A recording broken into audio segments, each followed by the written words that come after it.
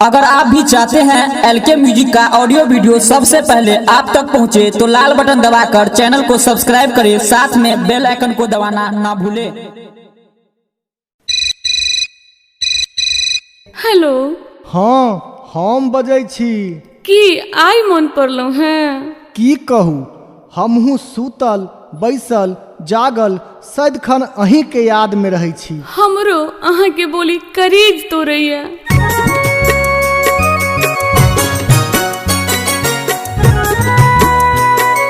अभी आप सुन रहे हैं ललित रिकॉर्डिंग स्टूडियो अलीचक से।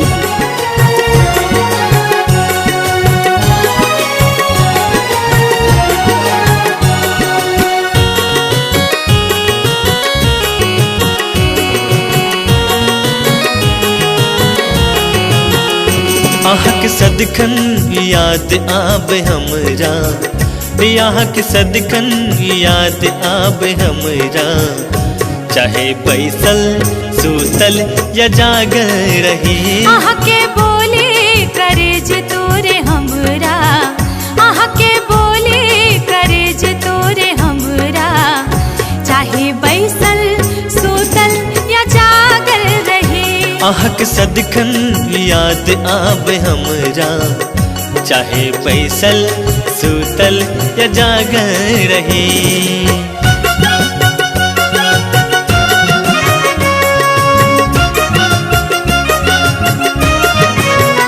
अभी आप सुन रहे हैं ललित रिकॉर्डिंग स्टूडियो अलीचक से।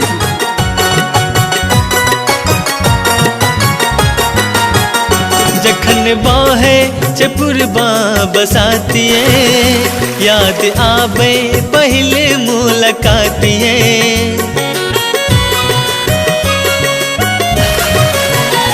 हमरा झूठे एतक नै लुभाबो, अब त लाग एतक बात नै बनाबो।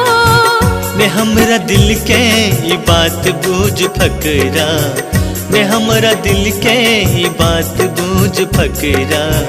यहाँ एहन बेदर्दी ने सचता रही। आहा के बोली करेज तोरे हमरा, चाहे बैसल सुतल या जागल रही।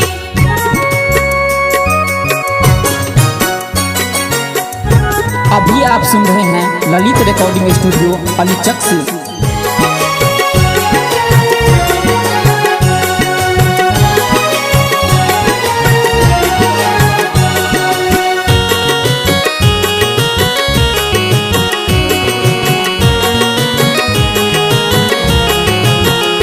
जखन मन हमर फूल सन खिलैये, तखन आइब नैन आहा के तकैये।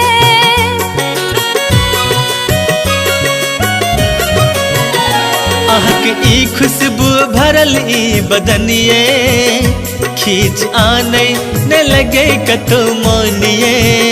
रहे खुशबू लपेटल ई जियरा, ओ रहे खुशबू लपेटल ई जियरा, चाहे मिथिला मुंगेर वा गुवाहाटी रहे। आहा के बोली करेज तोरे हमरा, चाहे बैसल सुतल या जागल रही। आहक सदखन याद आब हमरा, आहक सदखन याद आब हमरा, चाहे बैसल सुतल या जागल रही। आहा के बोली करेज तोरे हमरा, चाहे बैसल सुतल या जागल रही। ला ला ला ला ला ला ला ला ला।